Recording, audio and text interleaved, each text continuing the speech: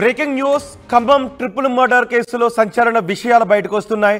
రెండో భార్య కోసమే తల్లిని ఇద్దరు కూతుళ్లను వెంకటేశ్వర్లు చంపేసినట్టుగా తెలుస్తోంది. రెండో భార్య త్రివేణిని కూడా పోలీసులు అరెస్ట్ చేశారు.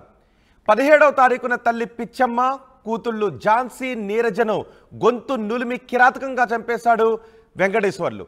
తల్లి కుమార్తెల పేరిట ఉన్న ఆస్తి కోసమే ఈ ఘాతుకానికి పాల్పడ్డాడు వెంకటేశ్వర్లు.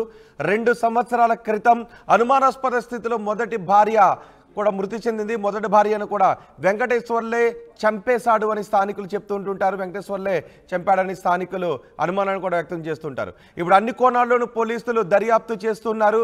రెండో భార్య కోసమే ఇద్దరు కూతుళ్లను కన్న తల్లిని కిరాతకంగా చంపేశాడు వెంకటేశ్వర్లు అని చెప్తున్నారు. రెండో భార్యను కూడా పోలీసులు అదుపులోకి తీసుకున్నారు. ఇప్పటికే వెంకటేశ్వర్లు పోలీసుల కస్టడీలో ఉన్నాడు.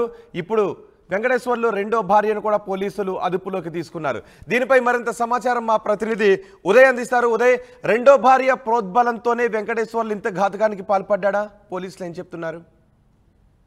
ఎస్ రోహిత్, రాష్ట్ర వ్యాప్తంగా సంచలన రేకెత్తించిన గోపాలపేట హత్యోదంతం కేసును పోలీసులు ఎట్టకేలకు ఛేదించారని చెప్పుకోవాలి. ఈ నెల 17న ఖమ్మం జిల్లా తల్లాడ మండలం గోపాలపేటకు చెందినటువంటి పిట్టల పిచ్చమ్మ, ఆమె మనవరాలు ఇద్దరు కూడా పిట్టల నీరజ, ఝాన్సీ కూడా దారుణమైనటువంటి హత్యకు గురయ్యారు. వెనువెంటనే ఘటనా స్థలానికి చేరుకున్నటువంటి పోలీసులు తమ బృందంతో పూర్తి స్థాయిలో గాలింపు చర్యలు చేపట్టారు, తనిఖీలు చేపట్టారు. క్లూస్ టీమ్ కూడా రంగంలోకి దిగి అంశంలో చాలా సీరియస్ గా ఫోకస్ చేస్తూ వస్తుంది. ప్రధానంగా ఖమ్మం జిల్లా సిపి సునీల్తో పాటు తల్లాడ సిఐ సాగర్ చాలా కీలకంగా ఈ కేసును ఛేదించడంలో వ్యవహరించారని చెప్పుకోవాలి. అయితే అందులో మొదటి నుంచి ఆర్టీవీ నిఘా టీం కూడా అదే అనుమానం వ్యక్తం చేసింది. అదే నిజమైంది. ఎట్టకేలకు ఈ హత్యోదంతంలో కీలక పాత్ర పోషించినటువంటి పిట్టల వెంకటేశ్వర్లు, అతడి రెండో భార్య త్రివేణిని కూడా గత 19వ తేదీన పోలీసులు అయితే అదుపులోకి తీసుకొని విచారణ అయితే కొనసాగిస్తున్నారని చెప్పుకోవాలి. అయితే ప్రధానంగా ఆస్తి కోసమే ఈ హత్యకు పిట్టల వెంకటేశ్వర్లు పాల్పడినట్టు తెలుస్తుంది. అత్యంత ఘాతుకంగా, పాశవికంగా వ్యవహరిస్తూ ఇంట్లోకి వెళ్లి అర్ధరాత్రి గడిపెట్టి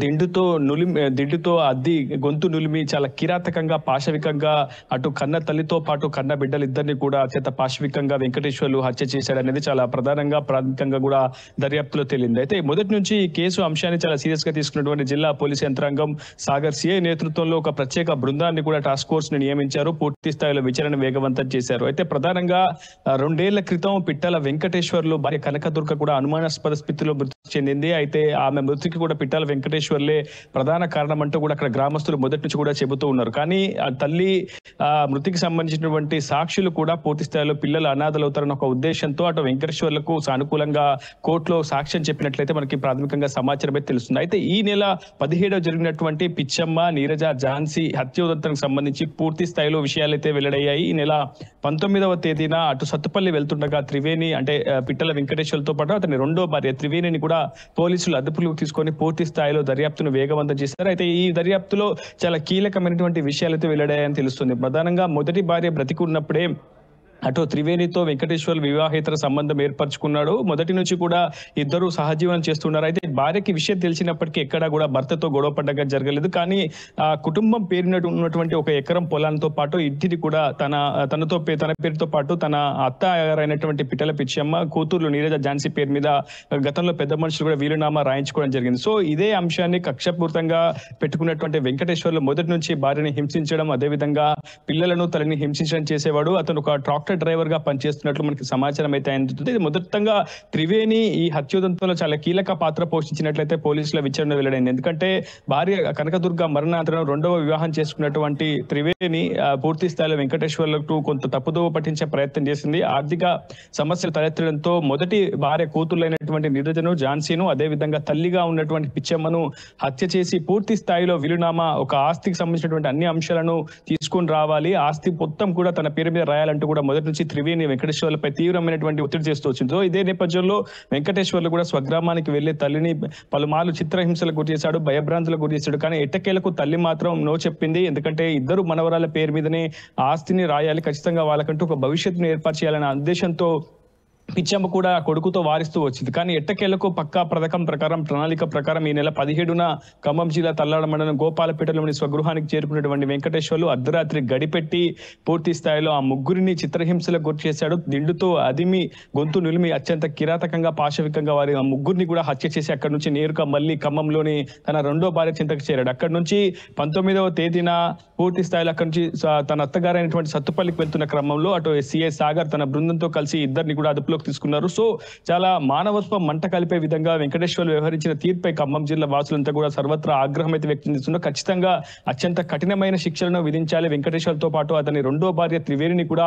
అందులో కఠిన శిక్షకు అర్హురాలిగా ప్రకటిస్తూ పెద్ద ఎత్తున గ్రామస్తులతో కూడా పెద్ద ఎత్తున డిమాండ్ చేస్తున్నారు. ఆడుతూ పాడుతూ అల్లారు ముద్దుగా తిరుగుతున్నటువంటి నీరజ ఝాన్సీ ఈ రోజు దూరం అయ్యారంటే కారణం వెంకటేశ్వర్లు త్రివేణి అంటూ కూడా పెద్ద ఎత్తున వాళ్ళ గ్రామస్తులంతా కూడా ఆగ్రహం అయితే వ్యక్తం చేస్తున్నారు. పోలీసులు మాత్రం కేవలం 48 గంటల్లోనే ఈ కేసును ఛేదించారని చెప్పుకోవాలి. ఆ హత్యోదంతంలో కీలక పాత్ర పోషించినటువంటి పిట్టల వెంకటేశ్వర్లు అతన్ని ప్రోద్బలించినటువంటి ఆయన అంటే 2 సంవత్సరాల క్రితం మొదటి భార్యను కూడా చంపేశాడు అనే అనుమానాలను గ్రామస్తులు వ్యక్తం చేస్తున్నారు. ఆ కేసును కూడా ఇప్పుడు తిరగదోడే అవకాశం ఉందా? దానిలో కూడా ఏదైనా సాక్ష్యాలు సేకరిస్తున్నారా? 2 సంవత్సరాల క్రితం నుంచి కూడా ఇప్పుడు ఈమెతో త్రివేణితో పరిచయం ఉందా?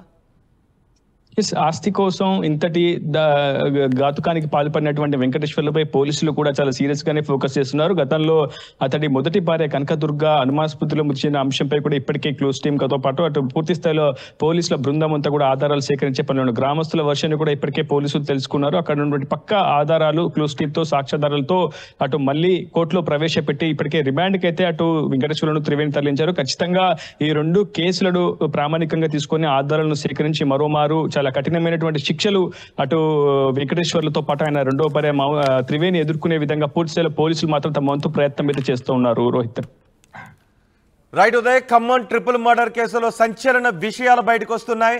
రెండో భార్య కోసమే తల్లిని 2 కుమార్తెలను నిందితుడు వెంకటేశ్వర్లు చంపేసినట్టుగా తెలుస్తోంది. రెండో భార్య త్రివేణిని కూడా పోలీసులు అరెస్ట్ చేశారు. ఇప్పటికే వెంకటేశ్వర్లని పోలీసులు అరెస్ట్ చేసి రిమాండ్కు తరలించారు.